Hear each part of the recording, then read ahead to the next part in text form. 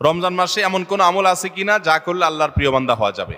ভাইরা আমার, এই প্রশ্ন উত্তরে আমি বলতে চাই, রমাদান মাসে আল্লাহর নৈকট্য লাভের জন্য যে সুযোগটা তৈরি হয় এটা বছরের অন্য কোনো মাসে হয় না। সেটা কিভাবে? একে তো রমাদান মাসের প্রধান ইবাদত হলো সিয়াম বা রোজা, যেটাকে আমরা রোজা বলি।